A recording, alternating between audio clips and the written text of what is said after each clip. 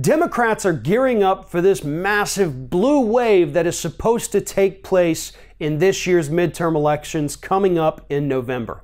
And as we've mentioned before, most of the special elections that we have had since Donald Trump took office, either Democrats have won or, which this is actually the case for every single special election that's taken place since Donald Trump became president, Republicans have lost ground.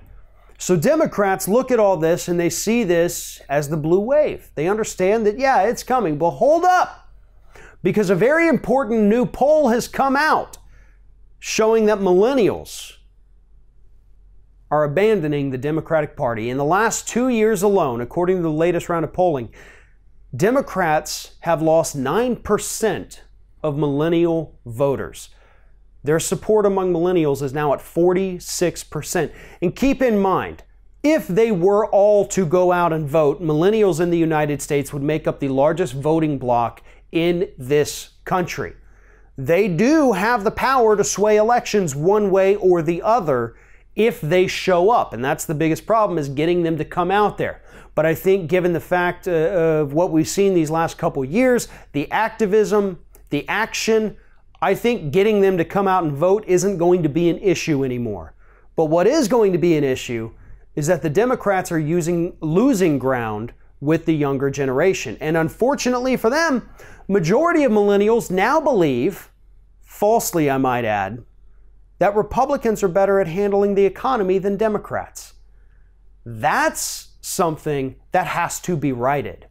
Now, I know a lot of people in this millennial age group were either too young or were not born yet during the times when we had trickle-down economics in the United States. But even though I'm technically a millennial by birth, I'm at the very tip top of that age range, I remembered it because I studied it.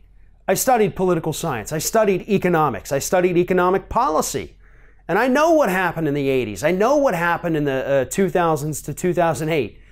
I saw that. I reported on it.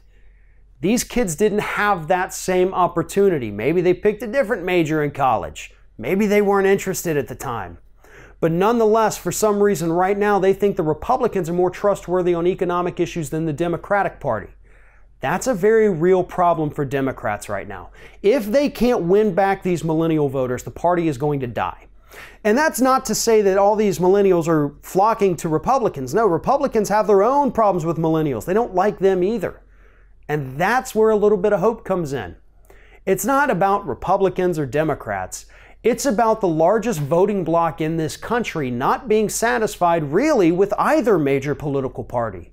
And that's going to open the door for more parties to gain power, for new parties to form, and to possibly, maybe in the future, have a government made up of multiple political parties who represent multiple different groups of people with different beliefs and different feelings. Maybe at that point, if it happens, if millennials continue to carry this torch of disdain for Republicans and Democrats, then just maybe, in 10 or 20 years, we might actually have a pretty decent federal government.